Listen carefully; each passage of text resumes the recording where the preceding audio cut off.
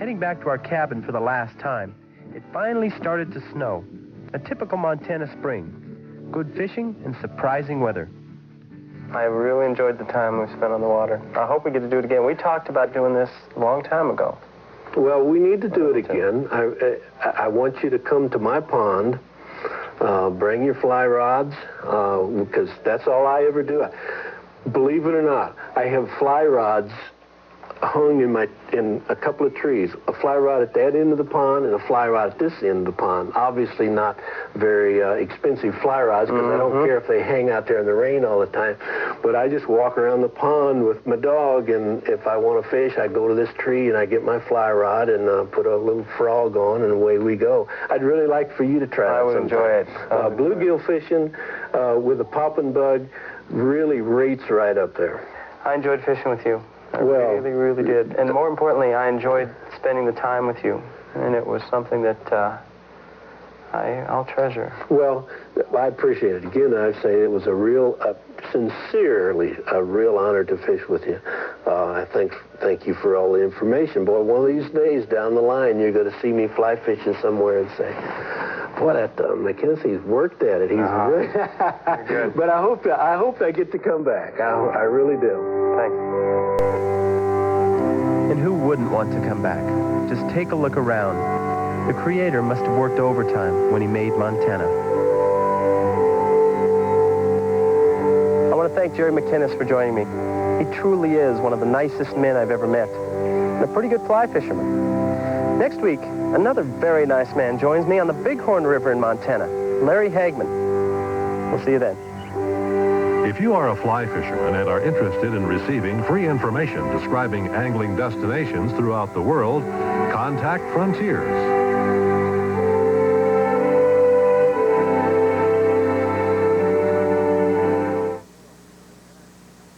Well, let's fly fishing the world with John Barrett and company. This is ESPN Outdoors. We're going to break away right now for a presentation of Sports Center, and we'll be back again in about a half an hour with more ESPN Outdoors with Jimmy Houston Outdoors, the Fishing Hole, and the Sportsman's Challenge. So stick around if you can.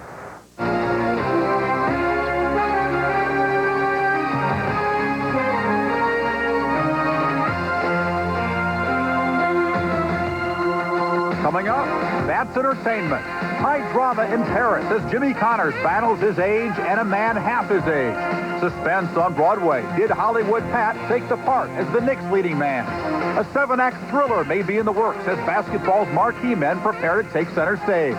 They watched from the Sky Dome rafters as a leading mound man dueled a bullpen understudy, while the A's hope for some long-running hits in Chicago. And what about Bob? Could he silence the critics? All of that, plus the singing, dancing, and slapstick from Friday night at the ballpark. Next on The Center.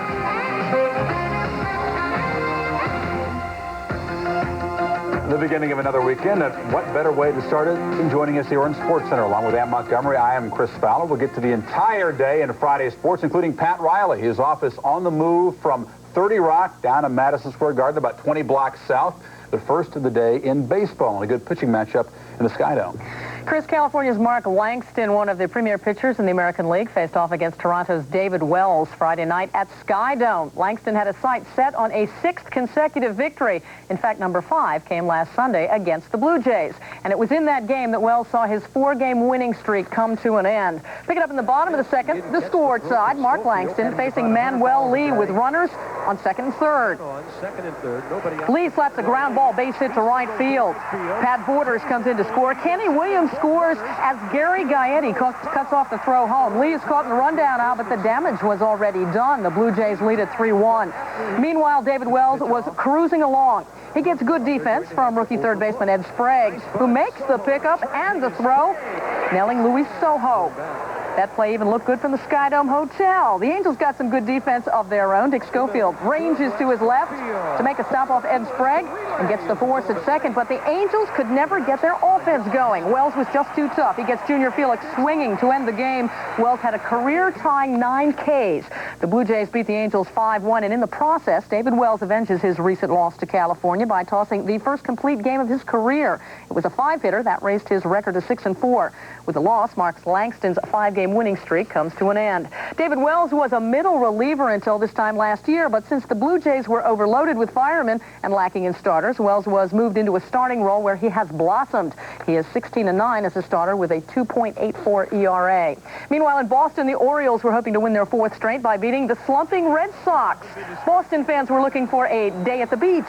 Former Red Sox star Dwight Evans was 0-3 with 1 walk, but the Fenway faithful still love him. Top of the first, Boston rookie pitcher Mike Gardner fires the fastball past Tim Hewlett. Gardner had 5 Ks. Bottom of the first, base is loaded for Tom Brunansky, and listen to Tom Mees make the call. To the belt. High fastball, and Brunansky gets it. It's going to be a gapper. All the way to the wall. Reed is coming around to score. Quintana scores. Boggs will stop at third, and the Red Sox take a 2-0 lead. Bottom of the 7th, 6-2 Red Sox. Brunansky with a single to left.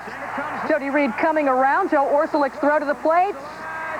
Not in time. Boston beats Baltimore 7-2. The loss ends the Orioles' 3-game winning streak, Baltimore's longest of the season.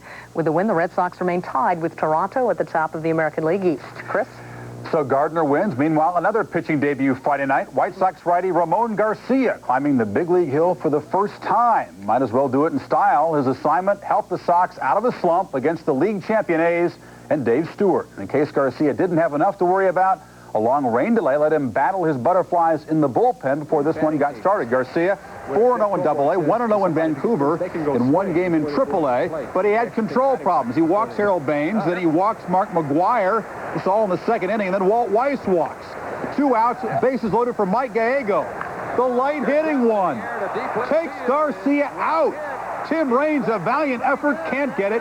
4-zip A's, the first career grand slam. Gallego, a rare chance to bash forearms. But then things got bad for Oakland. Watch carefully. Jose Canseco almost hit by the beer cup right there as he chases down the hit from Tim Raines, and then Jose watch the fan thrown out. He would get together with the umpires later on. Jose trying to steal in the 6th. Fisk guns him out. Was there a tag? Jose doesn't think so. Joe Brinkman does. Joe Brinkman wins the argument. Bottom of the ninth, 4-4 tie. 2 outs. Bases loaded. Steve Chitram pitching. Scott Fletcher. They had him played shallow. Fletcher over the head of Hindu. Sox win it 5-4 in the bottom of the 9th. Raines had 4 hits and 2 stolen bases. Frank Thomas belted his 8th homer. Garcia allowed 4 runs in 7 innings and no decision in his debut. The final game of the series featured in ESPN Sunday Night Baseball. Henderson and Thomas tearing it up. The smiling Hindu, #1 in RBIs, closely chased by Thomas. John Miller and Joe Morgan join you from Comiskey Park, 8 o'clock Eastern Time. In Texas, the Rangers trying to keep pace with Oakland. They take on the Mariners here. Is it Reunion Arena? No, but it's a basketball theme here. Jay Buhner, iron unkind twice. Meanwhile, Gerald Alexander striking out King Griffey Jr. Alexander struck out the first 4 batters he faced to start the game. Back to Buhner. Still can't hit the pesky little layup. Meanwhile, Mario Diaz does hit from downtown. The solo home run puts the M's up 2-0. To the wall. Good. They add to the lead when Pete O'Brien off the top of the 7th. belts it in the corner here, but he tries to stretch it to a double, and the assist by Ruben Sierra. O'Brien meet at second. Buhner frustrated. It's called for the technical, and Texas goes on for a 7-6 victory. They snap the 3-game losing streak. They pick up the game on the A's. Alexander wins his first start of the season, 1 earned run in 7 innings, and Jay Buhner, the hitting star, 3 for 4. Ann?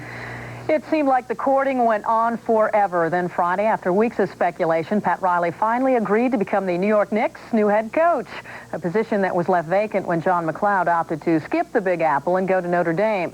Riley, who spent this season as a television analyst, won 4 NBA championships and made 3 other trips to the league finals with the Los Angeles Lakers.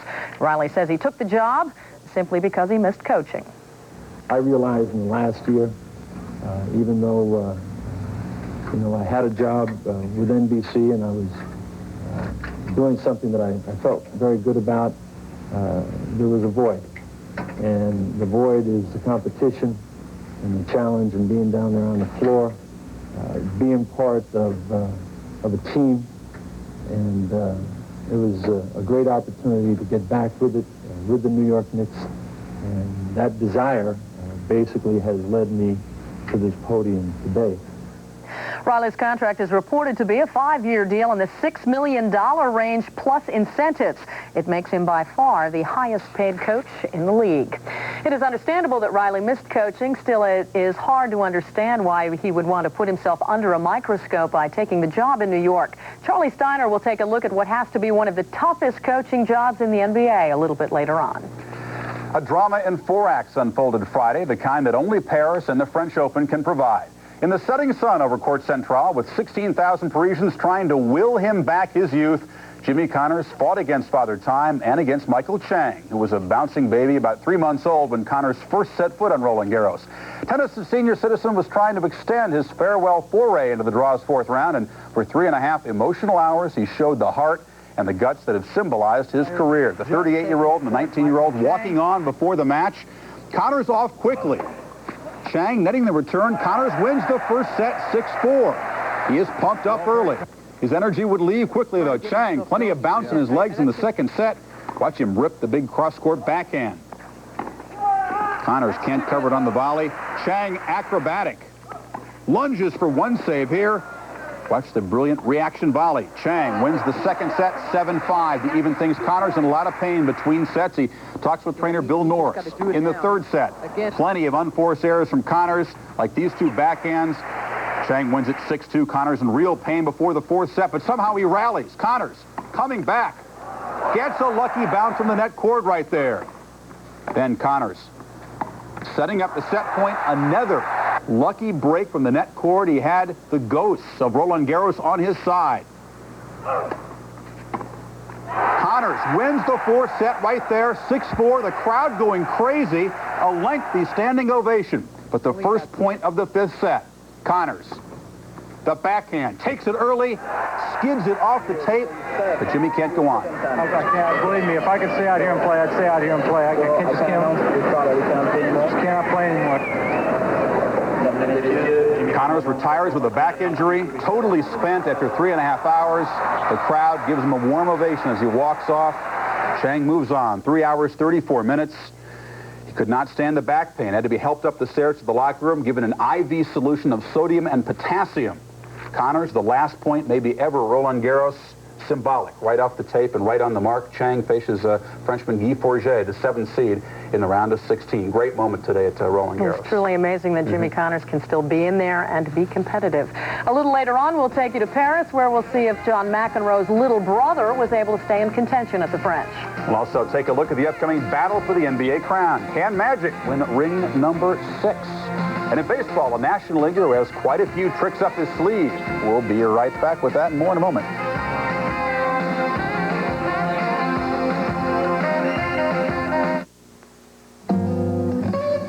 Panasonic presents a new breed of smooth operator. The new Smooth Operator rechargeable razor unites the old-fashioned closeness of a warm, wet shave with the convenience and no-nick comfort of an electric.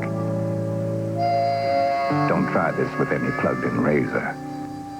Smooth Operator wet-dry razors from Panasonic. Smoother than you ever thought you'd be. My dad used to take me fishing here when I was a kid. We'd be out at 4 a.m. and half freeze to death until the sun came up. Then it gets so hot that what we mostly caught were mosquito bites. Oh, and we couldn't talk, because that would spook the fish. He said it was a learning experience. Was it? Yeah, I think it was. I learned he liked me enough to take me fishing. Relax. You're among friends. Levi's 100% cotton Dockers. Mercedes, BMW, Lexus. Expensive cars with a life-saving luxury, an airbag. Fortunately, there's also the Isuzu Stylist, the only import under $10,000 with a driver's side airbag standard, so you too can enjoy a lower cost of living. The Isuzu Stylist, there's no comparison. Now the Stylist could also save you money, up to $2,000 during Isuzu's big deal. Sports Center is brought to you by Bud Dry brewed so it drinks light, yet satisfies completely. By Smooth Operator, wet dry razors from Panasonic, the closeness of a blade shave, the comfort of an electric. And by Speed Stick Deodorant, the wide stick gives you the edge. Speed Stick Deodorant by Menon. Well, can moving to the opposite coast reverse the fortunes of two veteran infielders? Both the Padres and the Mets hope so, because they swapped Gary Templeton for Tim Tuffle Friday. Both have labored this year in limited duty. Look at those averages. Not quite at the Mendoza line, fellas. Templeton was San Diego shortstop since '82 before Tony Fernandez's arrival. He asked for a trade, unhappy with pinch hitting. The Mets hope he can solve some of their defensive problems. Tuffle can play 4 infield positions, but he should provide stability at second or third, where the Padres really haven't settled on somebody. Meanwhile, Friday night, the Mets and their arch enemies, the Cardinals, getting together in St. Louis. Sorry about that. Bottom of the first, no score. Ozzie Smith stretching the single to a double. Look at the slide. Did he avoid the tag? Not in the arm, but did he get tagged in the leg? Umpire calls him safe. He scored in a Ray Langford single. Now in the 5th, 2-1 Cards, Dave Magadan facing Ken Hill. The Mets, old-style baseball, the 3-run homer. They haven't been playing it that way this year. They go up 4-2. Now it's 5-5 on the top of the 8th. Mackey Satcher, pinch hitting, 2 men on. Could it be twice in one game? A 3-run homer for the Mets. They hadn't hit one since late April. They have 2 in one game. Those are the winning runs. The Mets win at 10-5. Sasser is 5 for 13 with 2 homers as a pinch hitter. Gooden allowed a career-high 11 hits in 6 innings. He also walked 4, but it doesn't matter. The Mets win at 10-5. The Pirates take their win streak to Philly. Philly's looking to stomp on the first-place team. Bottom of the 4th, bases, Bucks already up 2-1, rather. And Jeff King, welcome back off the DL. His first game, deep to left. Second homer makes it 3-1 Pirates. Jason Grimsley's already had a long year. Good stuff, bad luck, bad control. He's now 1-7. One of the bright spots for the Phillies, Jay Bell hits the long drive. Bon Hayes, the acrobatic catch up against the wall. Bob Walk, though, helping his cause. The single to right field with a drawn-in infield there. Jose leaned, slides in safe. Walk gets the RBI. He won his first game of the year. 5-1. They've won 7 straight, have the Pirates. Walk's first win since September, as a matter of fact. Belinda, Neil Heaton, and Bill Landrum finishing up the 5-hitter. The Phils have lost 10 of 11 starts by Jason Grimsley this year. Dickie Thon also homered. The Cubs win in Montreal. They bounce back from the sweep by the Mets. Mark Grace homered. Andre Dawson left with a bruised knee in the first inning. He is listed as day-to-day. Mike Bialecki picks up his 7th win of the year. The last time the Cincinnati Reds had Tom Browning face the Dodgers, the defending World Series champs ended up with a 3-0 shutout over the Western Division leaders. And LA's Bob Ojeda was saddled with his 4th loss of the season. That was last Sunday in Cincinnati. Friday night, the two went at it again, this time at Chavez Ravine. By the way, there is no truth to the trade rumor that has Reds fan Charlie Sheen going for veteran fireballer Monty Hall. Reds trailed 2-0 in the 4th, and Glenn Bragg straight down the line, jumped inside the foul pole. It's fair. A home run, his 5th of the year. It's 2-1 Dodgers. Tied at 2 in the 5th. Darryl Strawberry dug in and crushed one halfway to New York. Say goodbye to this one, Tom Browning. It's 4-2 L.A. Darryl Strawberry. Same score in the 6th. Glenn Bragg thinks he takes ball 4, but home plate umpire Jerry Crawford says, no, it's a strike. You're out. That's too much for Lou Piniella to take. He argues. He's tossed. The final, Los Angeles 7, Cincinnati 4. Bob Ojeda posted his 99th career win.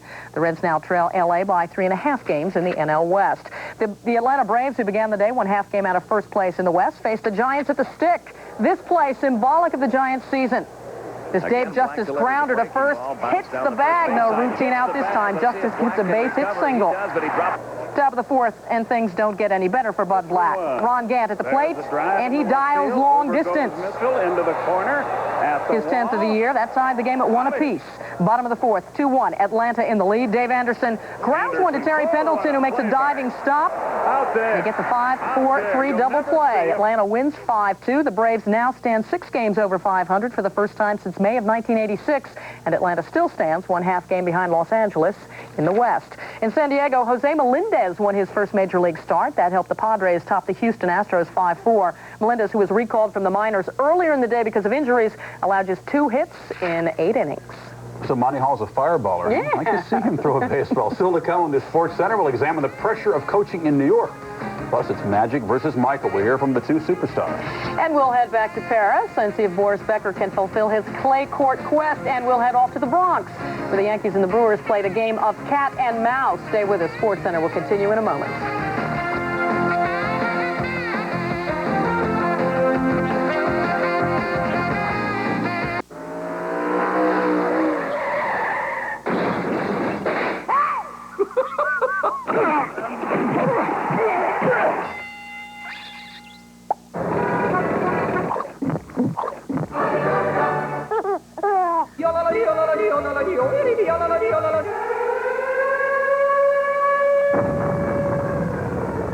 David Attenborough's The Trials of Life, a week on the wild side, beginning June 2nd on TNT. Not only is he a cop's best friend, A dog is the best partner you'll ever have. Crook's worst enemy, All they know is you, protecting your rear and doing their job. and the city's most underpaid employee. They don't get lazy, they don't take bribes. And this crime-fighting hero unleashes a new trick or two. All right, this is it, partner. Showtime. He's Rin Tin Tin, Canine Cop. Nice work, buddy. Rin Tin Tin, Canine Cop, Sunday at 7, 6 Central on the Family Channel. Desire. No crybabies allowed, and you gotta be willing to take a face full of dirt. Top teams dig in for the NCAA College World Series, continuing tonight live on ESPN. Yankee starter Pascual Perez had just one win to show for his 3 starts this season. Perez followed a May 14th victory over the Angels with 2 consecutive no decisions. On a positive note, however, Perez had given up just 9 hits and 3 earned runs in nearly 18 innings. Friday night, Perez stepped to the hill again in what was his first career start against the Milwaukee Brewers. And what happened, you ask? Pascual Perez threw only 5 pitches and left the game, saying he had stiffness in his right shoulder. The Brewers scored first. B.J. Surhoff singles to right field. Billy Spires scampers in. The Brewers lead 2-0 in the 7th. The Yankees tied it at 5 in the 9th, and with 2 out, Jesse Barfield stepped up.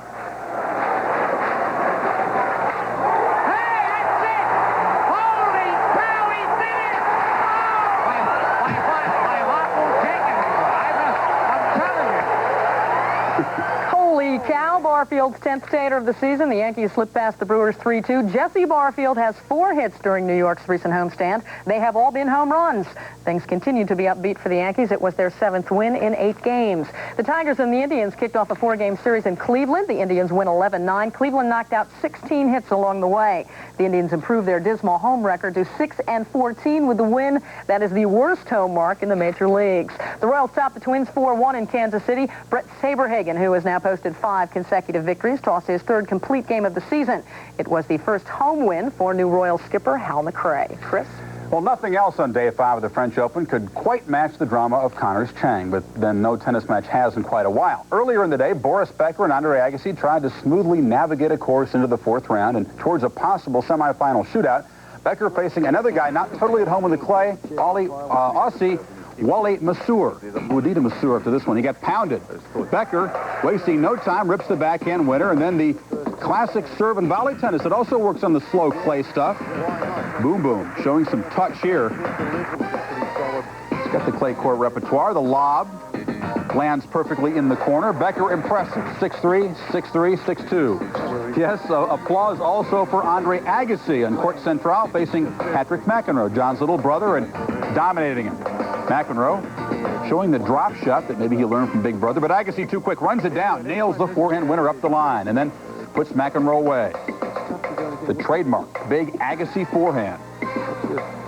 Agassi is rounding into form nicely. 6-2, 6-2, 6-love, and besides Becker and and Chang and Agassi, these players also advance to the round of 16. Guy Forget meets Chang next. And Viva Argentina, Christian Minucci and Alberto Mancini both move on. Mancini should be a tough next opponent for Agassi. Francisco Clavet gets Becker next. Women's half of the draw, 4th round bracket, half of it is set. Steffi Graf dropped just 1 game. Mary Jo Fernandez gets Elna Reinach, who knocked out the last of the 3 flying Maleva sisters. Arantxa Sanchez plays Tammy Whitlinger. Saturday, the other half of the bracket plays. Coverage begins at 9 o'clock Eastern Time right here on ESPN. The Chicago Bulls have dropped just one game in 12 over the postseason. Will they have as easy a time when they face the Lakers for the NBA title? We'll take a look at the upcoming championship series when we come back. And we'll show you what Pat Riley is facing now that he'll be coaching at Madison Square Garden. Those tabloid media types waiting to get their teeth into him. We'll tell you about it when SportsCenter comes back.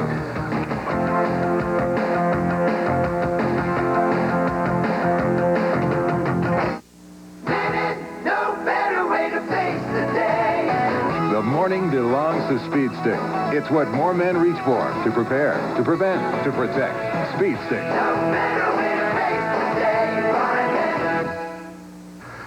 Inventing is not for everyone, but if you have an invention or an idea for a new product, it's time to do something about it. Call the National Idea Center at 1-800-235-8000 and you'll receive free confidential forms. The National Idea Center will assist you through all phases of new product development. Inventing isn't easy, but if you have a bright idea, call right now and you'll receive free information. That's 1-800-235-8000. This week on Speed Week at a different time, 6:30 Eastern Saturday night, all the highlights from a busy Memorial Day weekend and a visit with the Indy 500 winner. Speed Week, the motorsports coverage you deserve, Saturday night at 6:30 Eastern. It might be one you can tell your grandchildren you witnessed. Magic and his Lakers, Michael and his Bulls. A dream matchup for a league already exploding in world popularity begins Sunday in Chicago. Both have impeccable manners in public, so you won't hear Michael or Magic talk a word about personal duels, only team goals. Privately, they both must relish the chance to outshine each other. Magic on a mission for his 6th ring. Jordan, the first chance to play for a championship ring. He has nothing left to prove except that he can take his team to the title. I think it's exciting. It really is. You know, we have become really good friends, and I think we both look forward to this day.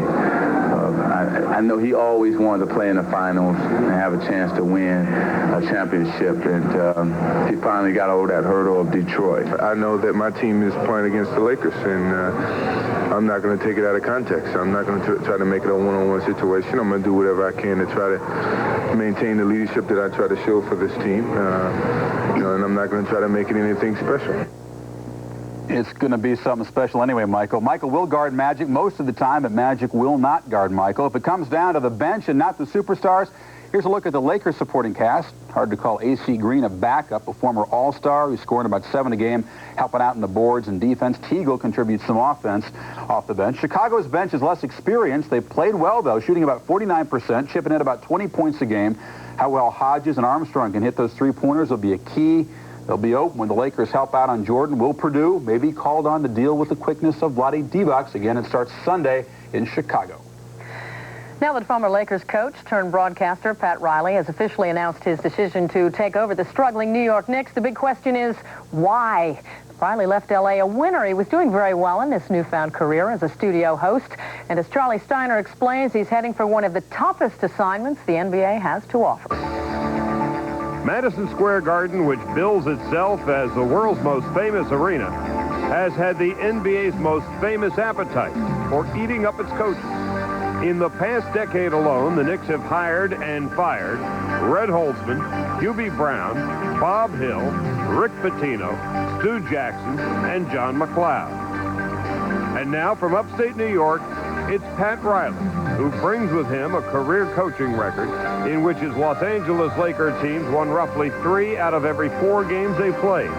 He has the best winning percentage of any NBA coach in history. And Riley's teams have won more playoff games than anybody else. Over the past 10 years, the Knicks finished above 500 only 4 times. This past season, the Knicks finished 4 games below 500.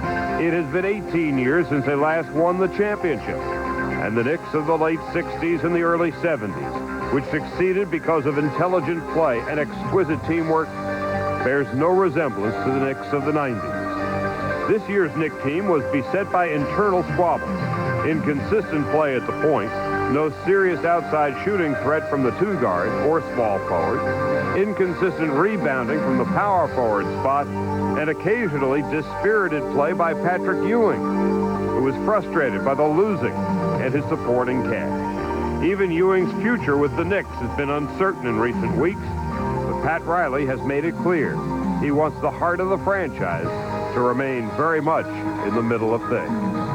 You have to wonder if Pat really knows what he's getting himself into. Stay with us. There's much more to come. First, we'll look at the Kemper Open leaderboard after 2 rounds. Hal Sutton is 11 under at the halfway mark. That is a course record. Greg Norman, the Shark, is back. 8 birdies on Friday. He's a shot back along with Billy Andrade, who fired a 64 on Friday.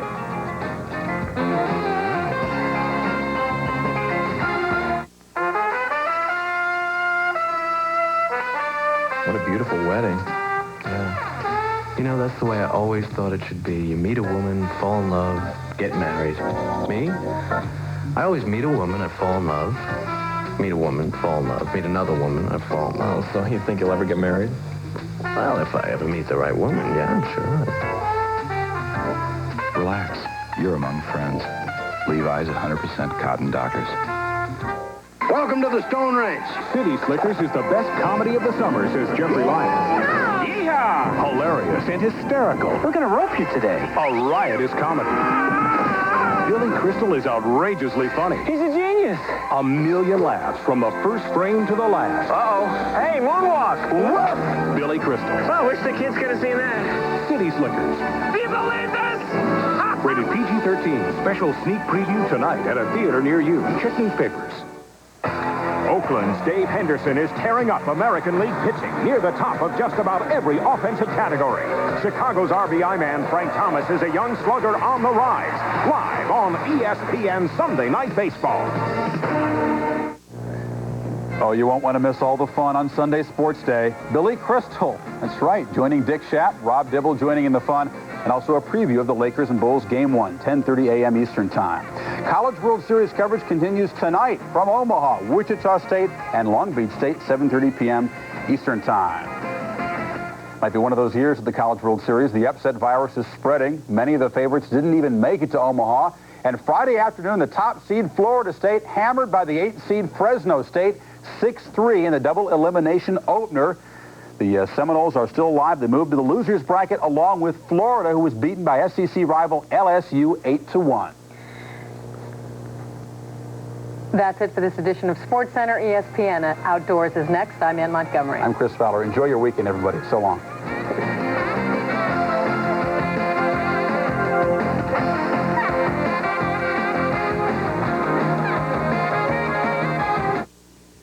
Well, welcome back. There's more of ESPN Outdoors coming your way this morning, including Jimmy Houston Outdoors, the Sportsman's Challenge, and coming up next, the Fishing Hole. Stay with us. Good times pass, but always last in a memory. Man, they're strong, aren't they? I'd let him go down. I'm going to let him go wherever he wants to. Got this time, we can join in our minds and make a memory. Caught that thing over in 6 inches of water. Boy, that's a beautiful. So much time is taken for granted. We can't let this time pass away. He wasn't really awake. He was sort of nibbling on it like you nibble a piece of toast in the morning.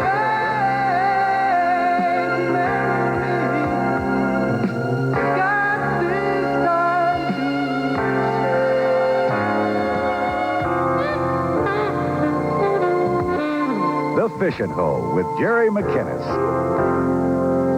Brought to you by Eagle Claw. When you buy Eagle Claw, you get quality. By Ranger Boats, we still build them one at a time. By Mercury Outboards, set the water on fire. By DuPont Fishing Lines, Stren Magna-Thin, and Prime Plus. By Humminbird Marine Information Systems. By Goodyear Wrangler Radials, the tire that takes you just about anywhere. And by KOA Campgrounds of America. Long casting ability has been the desire of fishermen for years. And now with the high-tech design of the new Eagle Claw conical spool, line is released with less drag and long casting is easy. Available with graphite or aluminum spools, the Eagle Claw Gray Eagle Lone Cast reels with ball bearings and adjustable drag will give you a lifetime of fishing pleasure. The Lone Cast keeps going and going and going. The Gray Eagle Lone Cast from Eagle Claw of Denver, an American fishing tackle company. Mercury outboard engineers have discovered how to make water boil at 72 degrees. How to burn up a race course and extinguish the competition. In fact, they've redesigned every Mercury engine to do something no other outboard can. They set water on fire. When water's this clear, your fishing line better be thin, clear, and strong. MagnaThin, the new power line from DuPont, is crystal clear. So thin, it's the next thing to being invisible. MagnaThin is the choice when fishing clear waters. Thin for long, smooth casts. Strong to help you catch more fish. MagnaThin from DuPont, your clear choice for clear waters. Where can you go on Goodyear Wrangler radials?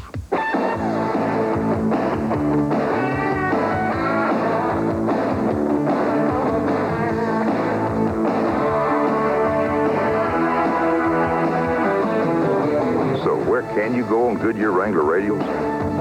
Just about anywhere you want. Put on a set of Goodyear Wrangler radials, and you'll know why we say the best tires in the world have Goodyear written all over them. Hi, I'm Jerry McInnes.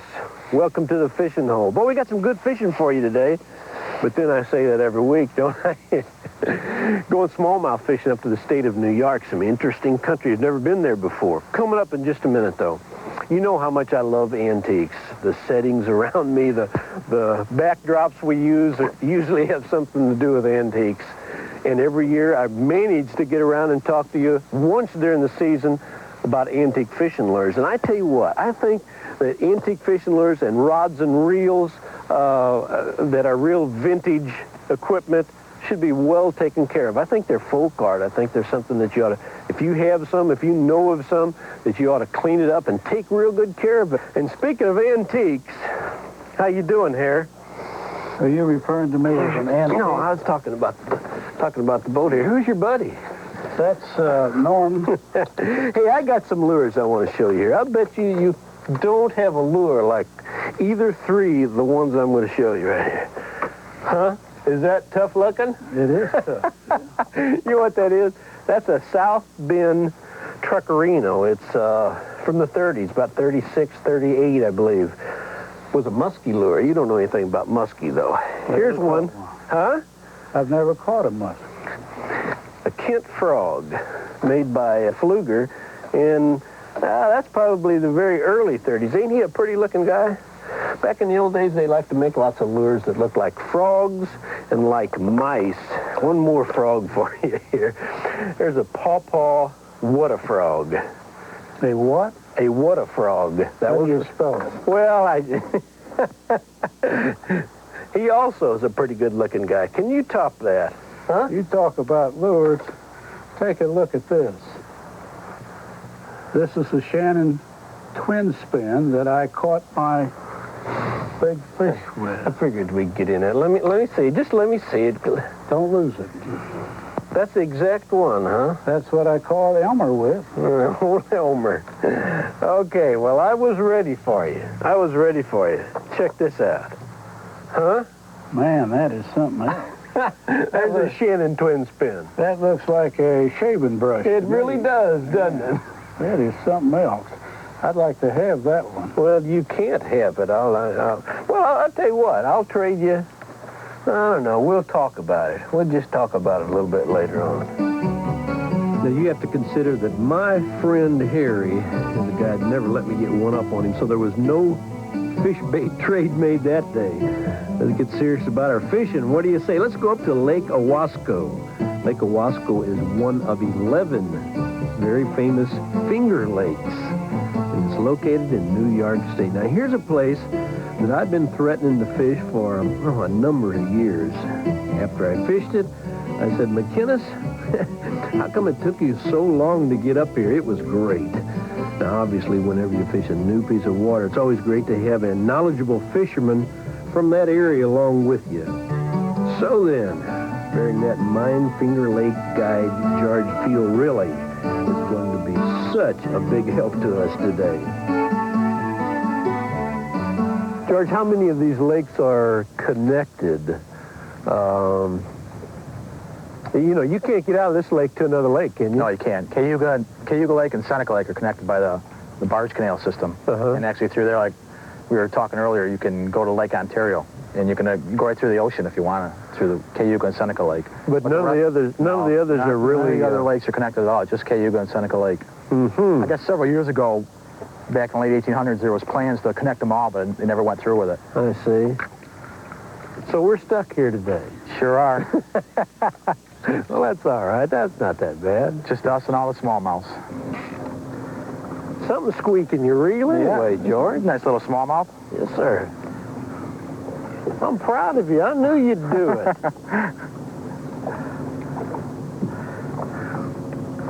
I bet these fish are kind of hard to find after they leave the shallow water. Yeah, they do. They move out. Are they, or? Yeah, they kind of move out for a while, recuperate, and once they'll move back in after a little while. There's one that's going to recuperate here in a minute.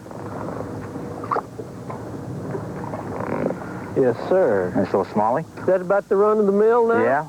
I don't think he's even spawned yet. He's not as big as that last one, George, but he's a smallmouth. Boy, he socked the fire out of that little jig.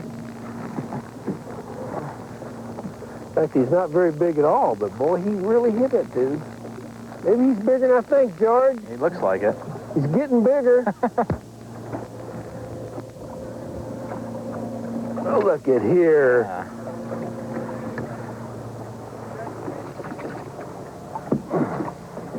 It's a legal fish.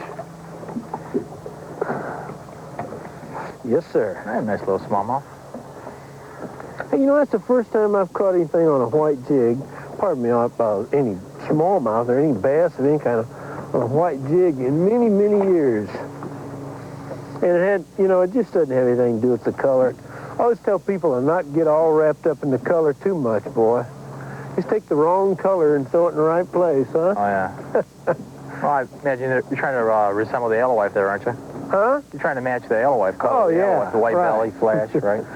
Well, you know, those LY have definitely got these fish feeding. Yep. And so they're going to feed on anything that's kind of a mental imitation, you know? That fish is the deepest of any fish we've caught, isn't he? It's a good fish. I think it could be a trout. I hope he don't come off before we get to see him now. He's kind of acting like a trout. No, it's a nice smallmouth. Ought to be ashamed of yourself. Scoot him right here and I'll get him for you. Okay. Tell you what a buddy I am. Boy, did he swallow that? Yep. There we go. Well, if we can call 4 foot deep. Yeah, really that fish was probably 4 or 5 feet of water, and right. It's about as shallow as any one that we've caught, though. Away he goes. Nice going, George. There we go. Little fish strikes again. Yes, sir. Little fish. Is that what you call that? Little fish. Sounds like an Indian name to me. I didn't name it, to tell you the truth. Don't you get off there, you son of a gun. That's Mark, one of them dark fish. ones. Oh, that's a nice one.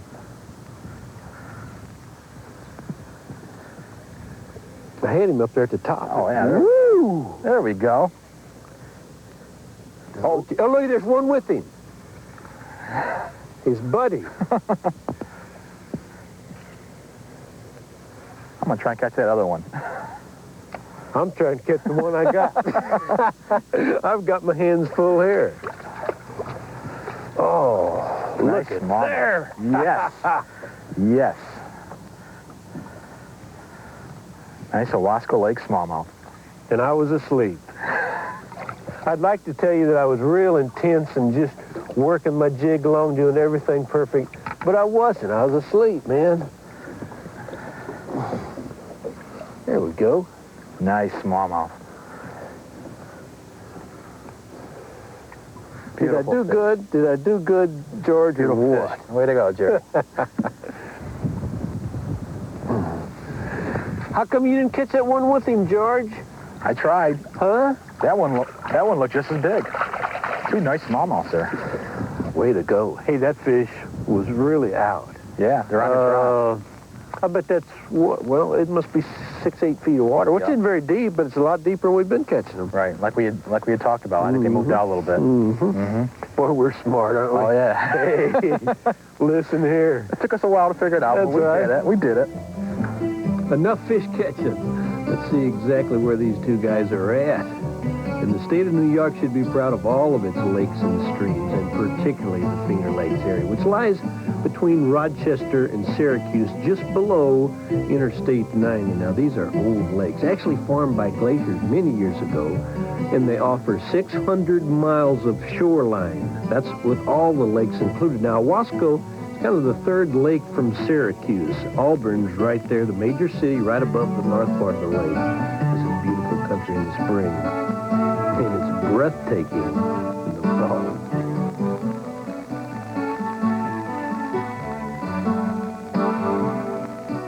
Remember me? I'm the kid that had a report due on space.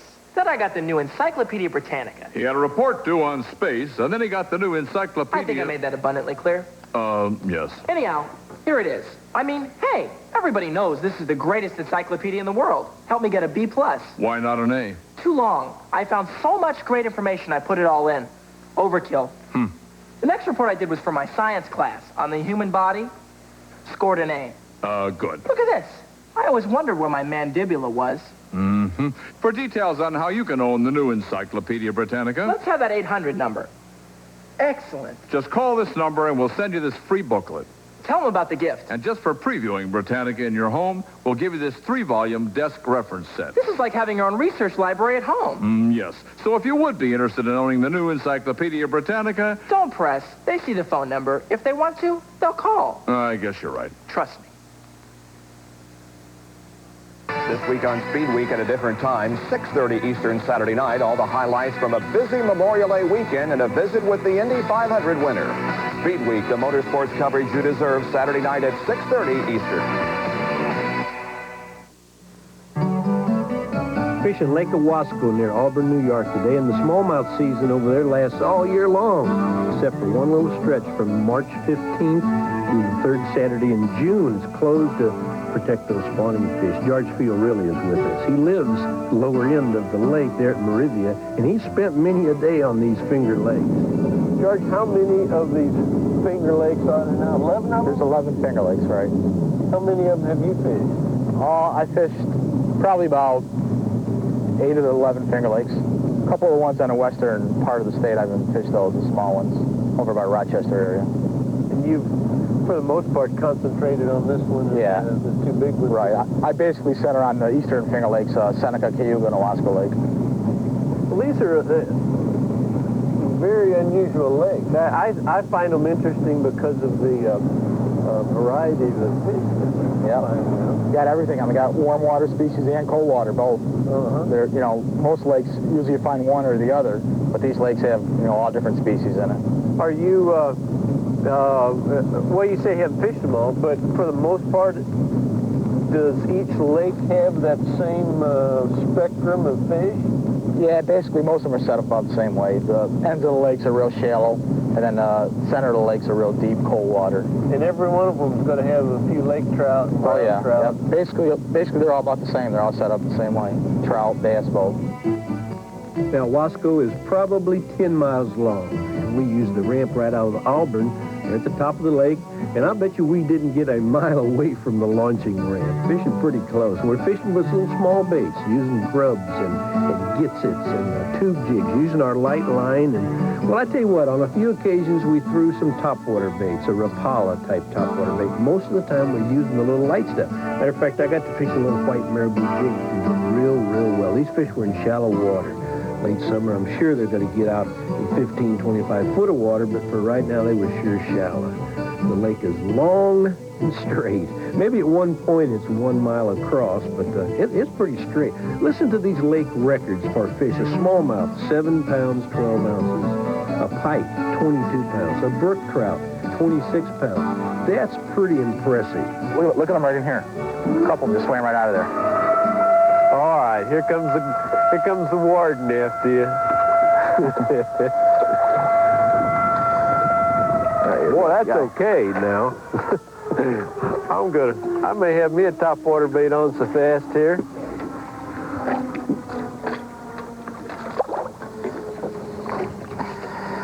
Your fish all have those little brown spots, or little black spots right on their belly, don't they? Yep. Seems like that's more noticeable during this time of year, though. Do what? Oh, really? It's more noticeable this time of year, seems like. Uh-huh. When they're laying off these shallow shoals. Okay. Doggone if I didn't have a hit there, George. Yeah. Right there.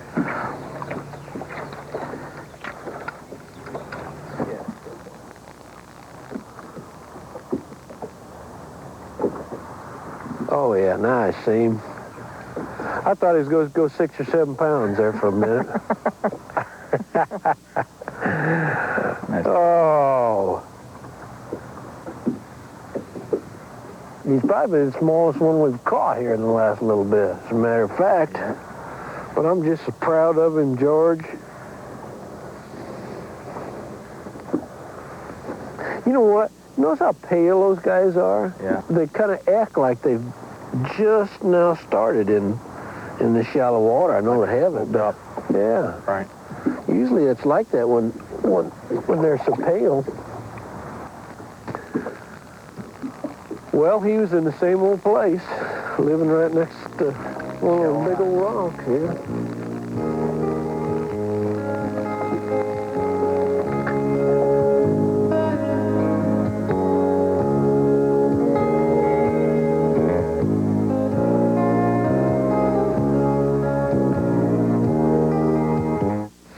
Well, he's out like a light.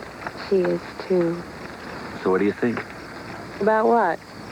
About us here, camping at KOA. Is this quality time or what? It is for me. Over 600 KOA campgrounds across North America are waiting to fill your quality time with more good times than you can imagine. To get started, simply call this number for a KOA directory and discount camping card.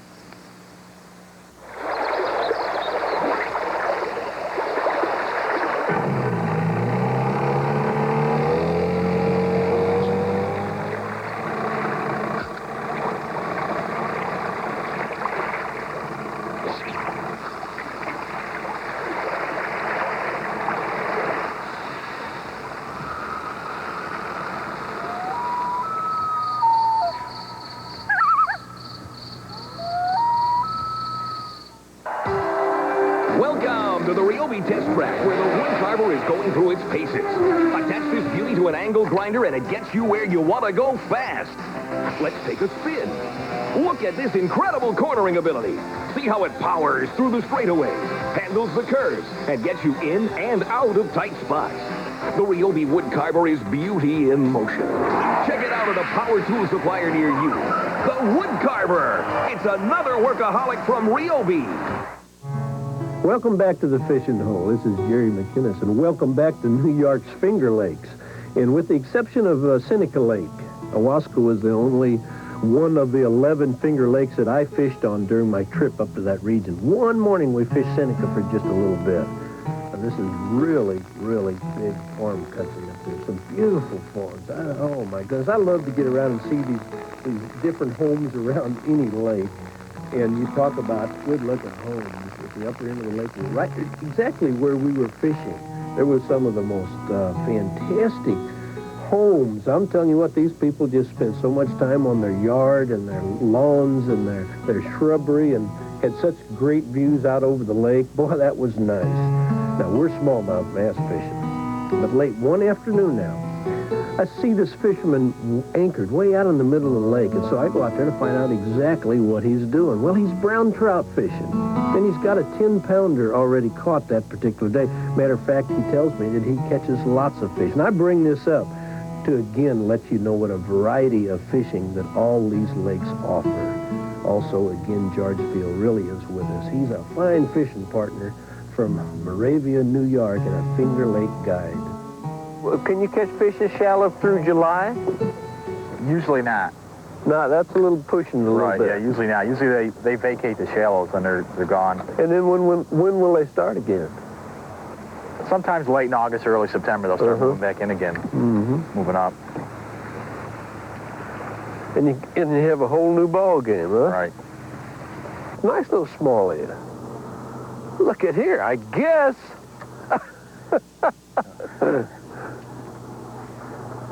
Can you see him? Oh, yeah, nice fish. Doggone right. Nice fish. Get under my trolling motor here. Look at here. No, it's not definitely not a trout. Oh, no. It's one of those green trout. Yeah, green trout. They call them, you know, there's some places where they call them green trout. I've heard that before, yeah. All right. Little old white jigs getting after them, George. Sure I'm are. telling you. They're working. And you say now most of your fish have got those little black spots. Yep. Wonder what that's all about. I see a lot of that. Look at him. He's cupped. He's ready to go. He wants to fight you again. Yes, sir. He's gone. You turn most of your fish loose? Sure do. I think it's so important up here to release all the fish. I mean, we have great fishery, but I just feel it's such a fragile fishery. Nice smallmouth. All right. Ooh. Come here, buddy. That dude's a fighter, ain't he? It is. Here he comes. Can you believe that? Boy, have you got one? No, all right. There's several fish out there, isn't he? Look at this guy. I got him.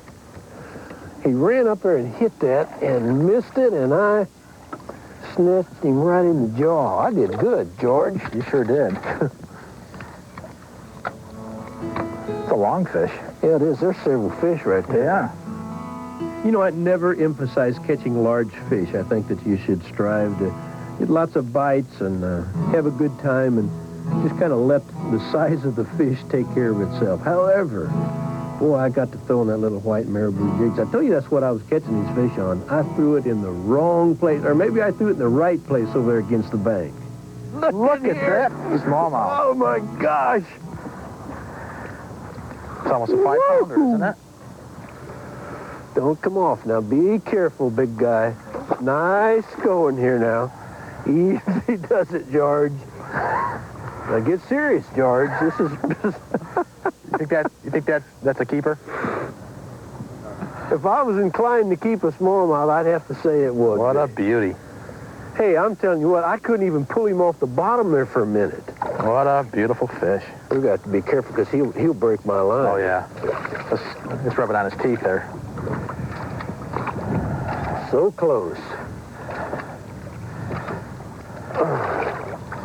Boy, that's a big smallmouth. I'm so close to catching him. That's a trophy smallmouth right there. Come here, my friend. Look at how close I was. Oh, man. I'm afraid to pull it. Can I grab her? Okay. I think...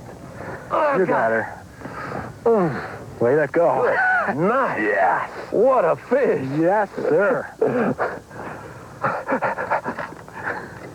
Oh, man, I had her hooked, but, you know, my little old light line like that.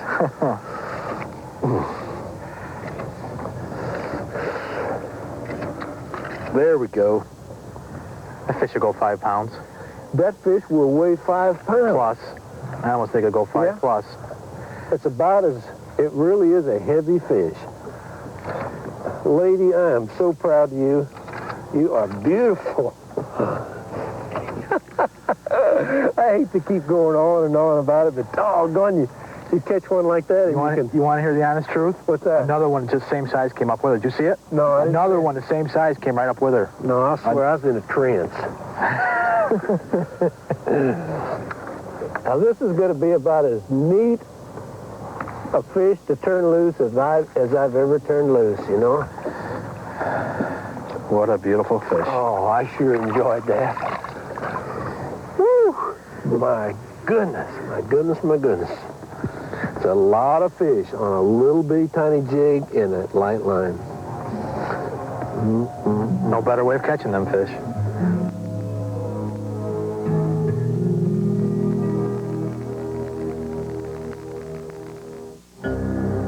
cradling dense layers of high-strength fiberglass.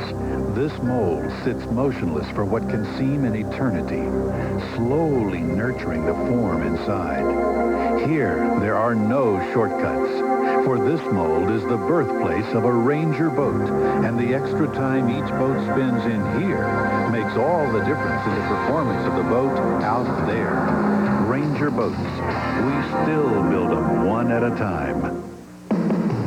Where can you go on Goodyear Wrangler radials?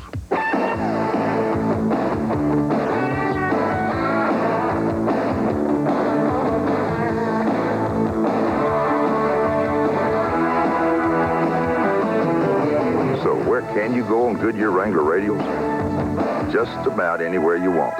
Put on a set of Goodyear Wrangler radials, and you'll know why we say the best tires in the world have Goodyear written all over them. Oakland's Dave Henderson is tearing up American League pitching near the top of just about every offensive category. Chicago's RBI man Frank Thomas is a young slugger on the rise. Live on ESPN Sunday Night Baseball. Look at here.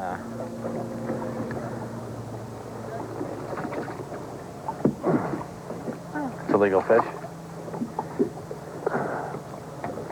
Yes, sir. Nice little smallmouth. Hey, you know, that's the first time I've caught anything on a white jig. Pardon me, about any smallmouth or any bass of any kind on a white jig in many, many years. And it had, you know, it just doesn't have anything to do with the color. I always tell people to not get all wrapped up in the color too much, boy. Just take the wrong color and throw it in the right place, huh? Oh, yeah. Well, I imagine you're trying to resemble the alewife there, aren't you? Huh? You're trying to match the alewife color. Oh, yeah. The white right. belly, flash, right? Well, you know, those LY have definitely got these fish feeding, Yep. and so they're going to feed on anything that's kind of a minnow imitation, you know?